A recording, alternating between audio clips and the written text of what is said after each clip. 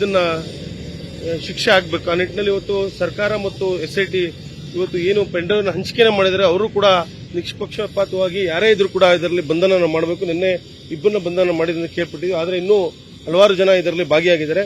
ಇವತ್ತು ಏನು ಪೆಂಡ್ರೈವ್ ವಿಚಾರವಾಗಿ ಹಂಚಿರೋದು ಬಹಳ ಒಂದು ಬೇಸರ ಸಂಗತಿ. ಯಾಕಂದ್ರೆ ಇವತ್ತು ಕೆಲವೊಂದು ಕಡೆ ಹಾಸನ ಜಿಲ್ಲೆಯ ಒಂದು ಹೆಣ್ಮಕ್ಳದ ಬಗ್ಗೆ ಒಂದು ಗೌರವವನ್ನು ಕೂಡ ಕುಟುಂಬ ಅವ್ರ ಕುಟುಂಬ ಎಲ್ಲರೂ ಕೂಡ ಒಂದು ಇದನ್ನ ಮಾಡಿದ್ದಾರೆ. ಹಾಗಾಗಿ ಏನು ಪೆಂಡ್ರೈವ್ ಹಂಚಿಕೆ ಮಾಡಿದ್ರೆ ಅವ್ರಿಗೂ ಕೂಡ ತಕ್ಕವಾದ ಶಿಕ್ಷೆ ಆಗಬೇಕು ಅಂತ ನಾವೆಲ್ಲರೂ ಒತ್ತಾಯ ಮಾಡ್ತೀವಿ. ಇದು ಪ್ರಜ್ವಲ್ ಅವರ ಪ್ರಕರಣ ಏನು ತಮ್ಮ SIT ತನಿಖೆಗೆ ಆಗಿದೆ. ಇವತ್ತು SIT ಅವರು ಕೂಡ ಏನು ವಿಚಾರಣೆಯನ್ನ ಮಾಡ್ತಾ ಇದ್ದಾರೆ. ಅದು ಸತ್ಯಾಸತ್ಯತೆ ಹೊರಗೆ ಬರಬೇಕು. ಹೊರಗೆ ಬಂದಾಗ ಯಾರೇ ಇದ್ರೂ ಕೂಡ ಇದು ನಮ್ಮ ಕುಟುಂಬದಲ್ಲಿ ನಾವು ಯಾರೇ ಆದ್ರೂ ಕೂಡ ತಪ್ಪಾಗಿದ್ರೆ ಅದನ್ನು ತಪ್ಪೇನೆ. ಹಾಗಾಗಿ ನಾವು ಪ್ರಜ್ವಲ್ ಪ್ರಕರಣ ವಿಚಾರದಲ್ಲಿ ಏನು SIT ತನಿಖೆ ಇರಬಹುದು, CBIಗೂ ಕೂಡ ನಾವು ಅಂತ ನಾವು ಕುಮಾರ್ ಅವರು ಹೇಳಿದರೆ ಆ ನಿಟ್ಟಿನಲ್ಲಿ ಸತ್ಯಾಸತ್ಯ ಹೊರಗೆ ಬರಲಿ. ಅದನ್ನ ನಾವು ಇವತ್ತು ಮಾತಾಡಕ್ಕೆ ಹೋಗಲ್ಲ ಸರ್. ಈಗ SIT ಅಧಿಕಾರಿ FSL ತಂಡ ಎಲ್ಲ ಹಾಸನ ಬಂದಿದೆ. ಹೌದು ಹೇಳಿ ಸರ್, ವಿಚಾರಣೆ ತೀವ್ರಗೊಳಿಸಿದೆ ಸರ್. ಇವತ್ತು ನಮ್ಮ ವಿಚಾರ ನಮ್ಮ ರೇವಣ್ಣ ಸಾಹೇಬ್ರನ್ನ ಜೈಲಿಗೆ ಹಾಕಿರುವಂತದ್ದು. ಯಾಕಂದ್ರೆ ಎಲ್ಲೋ ಒಂದ್ ಕಡೆ ಪ್ರಜಾಪ್ರಭುತ್ವದಲ್ಲಿ ಒಂದೇ ದಿನ ಅವ್ರ ಕಂಪ್ಲೇಂಟ್ ನ ತಗೊಂಡು ಲಾಂಚ್ ಮಾಡಿ ಏನು ಕಿಡ್ನಾಪ್ ಕೇಸ್ ದಾಖಲು ಮಾಡಿ ಅವ್ರನ್ನ ಜೈಲಿಗೆ ಕಳಿಸೋದು ನಮ್ಗೆಲ್ಲ ಬೇಜಾರಿನ ಸಂಗತಿ. ಹಾಗಾಗಿ ಶೀಘ್ರದಲ್ಲೇ ಏನು ರಾಜ್ಯ ಸರ್ಕಾರ ತಮ್ಮ ಮೂಲಕ ಮನವಿ ಮಾಡಿ. ಹೌದು ಬೇಲ್ ಖಂಡಿತ ಹೌದು ಇವತ್ತು ಬೇಲ್ ಸಿಗುತ್ತೆ. ಯಾಕಂದ್ರೆ ನಿನ್ನೆ ಎಲ್ಲ ಒಂದ್ ಕಡೆ ಒಂದು ವಿಡಿಯೋ ಇದನ್ನು ಕೂಡ ನೋಡ್ತಾ ಇದ್ದೆ, ತಮ್ಮ ಮಾಧ್ಯಮದಲ್ಲೇ ಬಂದಿರೋದು. ಏನು ಅಪಹರಣ ಆಗಿದ್ದ ಮಹಿಳೆ ನಾನೆಲ್ಲೋ 4 ದಿನ ಎಲ್ಲೋ ಹೋಗಿದ್ದೆ ಅಂತ ಕೂಡ ಅವರು ಹೇಳಿದ್ದಾರೆ. ಹಾಗಾಗಿ ಕೆಲವೊಂದು ಕಡೆ ಸತ್ಯಕ್ಕೆ ಜಯ ಸಿಕ್ಕಿದೆ ಅಂತ ನಮ್ಮ ಭಾವನೆ. ಸರ್ ಖಂಡಿತವಾಗ್ಲೂ ಸಂತ್ರಸ್ತೆಯರು ಏನಿದ್ದಾರೆ ಇವತ್ತು ಎಲ್ಲ ಒಂದ್ ಕಡೆ ವಿಡಿಯೋ ತುಣುಕುಗಳನ್ನ ನಾನು ಕೂಡ ಇದನ್ನ ಕೇಳಂತ ಸಂದರ್ಭದಲ್ಲಿ ಯಾರು ಪೆಂಡ್ರೈವ್ನ ಇದು ಮಾಡಿ ಅದನ್ನ ಬಿಡುಗಡೆ ಮಾಡೋದು ಹಂಚಿರೋದು ಕೂಡ ಬಹಳ ತಪ್ಪು. ಹಾಗಾಗಿ ಏನ್ ಪೆಂಡ್ರೈವ್ನ ಹಂಚಿಕೆ ಮಾಡಿದ್ರೆ ಅವರು ಕೂಡ ತಕ್ಕ ಶಿಕ್ಷೆ ಕೂಡ ಆಗಬೇಕು. ಹಾಗಾಗಿ ಪೊಲೀಸರು ಮತ್ತು SIT ತಂಡ ನಿನ್ನೆ ಆಗ್ಲಿ ಇಬ್ಬರನ್ನ ಇದು ಮಾಡಿದ್ರೆ ಹಿಂದೆ ಬಹಳಷ್ಟು ದೊಡ್ಡ ವ್ಯಕ್ತಿಗಳ ಒಂದು ಕೈವಾಡ ಅಂತ ಕೂಡ ಕೇಳ್ಪಟ್ಟಿದ್ವಿ. ಹಾಗಾಗಿ ಯಾರೇ ಇದನ್ನ ಪೆಂಡ್ರೈವ್ ಹಂಚಿಕೆ ಮಾಡಿದ್ರೆ ಅವರು ಕೂಡ ಶಿಕ್ಷೆ ಆಗಬೇಕು ಅಂತ ಕೇಳ್ತಾ ಇದ್ದೀವಿ. ಸಂತ್ರಸ್ತೆ ಹಿಂದೆ ಅವರಿಗೆ ಒತ್ತಡ ಮಾಡಿ ಕಂಪ್ಲೇಂಟ್ ಅನ್ನು ಕೊಡಿಸಿದ್ದಾರೆ. ಹೌದೌದು, ನಾನು ಮಾಧ್ಯಮದಲ್ಲಿ ಕೇಳಿದ್ದೀನಿ. ಕೆಲವೊಂದ್ ಕಡೆ ಸರ್ಕಾರ ಮತ್ತು ಪೊಲೀಸರು ಕೂಡ ಒತ್ತಡನ ಹಾಕ್ತಾ ಇದ್ದಾರೆ ಅಂತ ಕೇಳಿದ್ವಿ. ಅದರಲ್ಲಿ ಎಷ್ಟು ಸತ್ಯ ಇದೆ ಎಷ್ಟು ಸುಳ್ಳಿದೆ ಅಂತ ನಮಗೂ ಕೂಡ ಗೊತ್ತಿಲ್ಲ. ಅದು ಆಗ್ಬಾರ್ದು, ಈ ಕೆಲಸಗಳಾಗಬಾರ್ದು. ನಾಪತ್ತೆ ಆಗಿದ್ದಾರೆ, ಇನ್ನು ಸಭಾಷಕ್ ಮರಳಿಲ್ಲ, 17 ದಿನ ಕಳೆದಿದೆ. ಏನೋ ಸಂಪರ್ಕ ಇಲ್ಲ ಸರ್, ಇಲ್ಲ ಯಾರ ಜೊತೆ ಸಂಪರ್ಕದಲ್ಲಿಲ್ಲ. ಏನೋ SIT ತಂಡ ನಿನ್ನೆ ಹೋಗಿದೆ ಅಂತ ಮಾಧ್ಯಮದಲ್ಲಿ ನೋಡಿದ್ರೆ ಎಲ್ಲಿದ್ದಾರೆ ಅಂತ ಗೊತ್ತಿಲ್ಲ ಸರ್.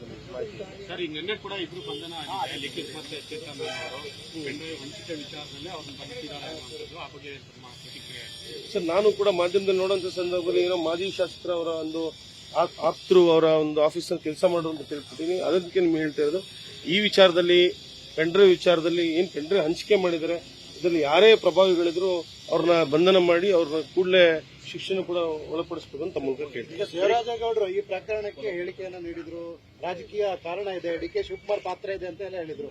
ಈಗ ಅವ್ರ ಬಗ್ಗೆ ಏನ್ ಹೇಳ್ತೀರಾ ಸರ್? ನಿಮಗೆ ಹಾಸನದಲ್ಲಿ ಪ್ರೆಸ್ ಮೀಟ್ ವಿಚಾರದೆಲ್ಲ ಗಮನಿಸಿದ್ರಿ, ಏನ್ ಹೇಳ್ತೀರಾ ಸರ್? ನಾವು ಯಾವುದೇ ಕಾರಣಕ್ಕೂ ನಾವು ಉತ್ತರನೂ ಕೊಡಕ್ಕೆ ಹೋಗಲ್ಲ. ಯಾಕಂದ್ರೆ ದೇವರಾಜೇಗೌಡರು ನಂಗೆ ವೈಯಕ್ತಿಕವಾಗಿ ನಂಗೆ ಪರಿಚಯನೂ ಕೂಡ ಇಲ್ಲ.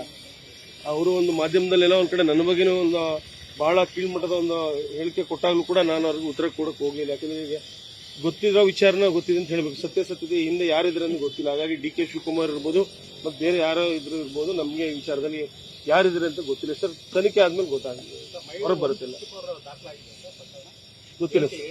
ಗೊತ್ತಿಲ್ಲ ಸರ್, ಯಾರು ಹೇಳಿಕೆ ಮಾಡಿರೋಂತ SIT ಅವ್ರ ಹತ್ರ ಏನ್ ಹೇಳಿಕೆ ಕೊಟ್ಟರು ಅದು ಯಾರಿಗೂ ಕೂಡ ಹೊರಗೆ ಬಂದಿಲ್ಲ. ಸರ್, ಈಗ ಈ ಪೆಂಡ್ರೈವ್ ವೈರಲ್ ಪ್ರಕರಣದಲ್ಲಿ ಬೇರೆಯವ್ರ ಕೈವಾಡ ಇದೆ ಅಂತ ನಿಮ್ಗೆ ಅನುಮಾನ ಇದೆ ಸರ್? ಖಂಡಿತ ಸರ್. ಈಗ ಪೆಂಡ್ರೈವ್ ಹಂಚಿಕೆ ವಿಚಾರದಲ್ಲಿ ಯಾವುದೇ ಚಿಕ್ಕ ಪುಟ್ಟ ವ್ಯಕ್ತಿಗಳು ಮಾಡೋಕ್ಕೆ ಸಾಧ್ಯ ಆಗಲ್ಲ. ಇದರಲ್ಲಿ ದೊಡ್ಡ ಪ್ರಭಾವಿಗಳು ಇರಬಹುದು ಅಂತ ನನ್ನ ಮನಸ್ಸಿನ ಭಾವನೆ ಸರ್. ಹಾಸನ ಬೆಂಗಳೂರು ಎಲ್ಲಿದೆ ಅಂತ ಗೊತ್ತಿಲ್ಲ ಸರ್. ಅದೇನಿಲ್ಲ, ನಿಮ್ಮ ಅನುಮಾನ ಏನು? ನನ್ನ ಅನುಭವದಲ್ಲಿ ಇದು ಯಾರು ಮಾಡಿದಾರೆ ಅಂತ ನಮ್ಗೆ ಗೊತ್ತಿಲ್ಲ. ಆದ್ರೆ ಕೆಲಸ ಆಗಬಾರ್ದು ಸರ್. ಒಟ್ಟಾರೆಯಾಗಿ ವಿಚಾರಣೆ ಮಾಡಿದಂತವರಿಗೆ 5 ಜನರಿಗೆ ಕೋರ್ಟ್ ಬೇಲ್ ರಿಜೆಕ್ಟ್ ಮಾಡಿದೆ, ಇನ್ನೂ ಕೂಡ ಅವ್ರು ಬಂಧನ ಆಗಿಲ್ಲ. ಇದ್ರ ಬಗ್ಗೆ ಅದನ್ನೇ ನಾನು ಕೂಡ ನಿನ್ನೆ ಸನ್ಮಾನ್ಯ ನಮ್ಮ ಕುಮಾರ್ ಅವ್ರ ಕೂಡ ನಾನು ಚರ್ಚೆ ಮಾಡಿದೆ. 5 ಜನ ಏನೋ ವಾರಂಟ್ ಇದು ಬೇಲ್ ರಿಜೆಕ್ಟ್ ಆಗಿದೆ, ಕೂಡಲೇ ಶೀಘ್ರದಲ್ಲೇ ಅವ್ರನ್ನ ಬಂಧನ ಮಾಡಬೇಕು ಅಂತ ನಾನು ಕೂಡ ಅವರು ಕೂಡ ಮನವಿನ ಮಾಡ್ಕೊಂಡಿದ್ದೀನಿ. ಅವರು ಕೂಡ ದೊಡ್ಡ ಮಟ್ಟದಲ್ಲಿ ಮಾತಾಡ್ತೀನಿ ಅಂತ ಹೇಳಿದ್ದಾರೆ. ಭೇಟಿ ಮಾಡ್ಲಿಕ್ಕೆ ಹೋಗಿದ್ದೆ, ನಾನು ಊರಲ್ಲಿ ಇರ್ಲಿಲ್ಲ, ಒಂದು ವಾರ ಬಂದಾಗ ಭೇಟಿ ಮಾಡಕ್ ಹೋಗಿದ್ದೆ. ನನಗೆ ಪೊಲೀಸ್ ಅಧಿಕಾರಿಗಳು ನನಗೆ ಅವಕಾಶ ಕೊಡಲಿಲ್ಲ ಜೈಲಲ್ಲಿ. ಆದರೆ ಸನ್ಮಾನ್ಯ ದೇವೇಗೌಡರು ಮತ್ತು ಕುಮಾರಣ್ಣವ್ರನ್ನ ಭೇಟಿ ಮಾಡ್ಕೊಂಡು ಬಂದೆ.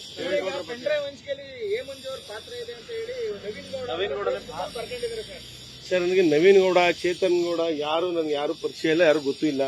ಅವರೇನೋ ನನ್ನನ್ನು ನೋಡಿದೆ ಮಾಧ್ಯಮದಲ್ಲಿ, ಏನೋ ಎ ಮಂಜೂರ್ಗೆ ಕೊಟ್ಟಿದ್ದೆ ಅಂತ. ಅದ್ರಲ್ಲಿ ಎಷ್ಟು ಸುಳ್ಳು ಎಷ್ಟು ನಿಜ ಅಂತ ಗೊತ್ತಿಲ್ಲ ಸರ್. ಏನು ಖಂಡಿತ ಸರ್ಕಾರ ರೇವಣ್ಣವರ ಒಂದು ವಿಚಾರದಲ್ಲಿ ಅವರ ದೇವೇಗೌಡರ ಒಂದು ಕುಟುಂಬನ ಉಳಿಲಿಕ್ಕೆ ಸನ್ಮಾನ್ಯ ರೇವಣ್ಣ ಸಾಹೇಬ್ ನಮ್ಮ ನಾಯಕರಿಂದ ರೇವಣ್ಣವ್ರನ್ನ ಏನು ಕಿಡ್ನಾಪ್ ಕೇಸಲ್ಲಿ ಅವ್ರನ್ನ ಶಿಕ್ಷಿರೋದು ಬಹಳ ತಪ್ಪು.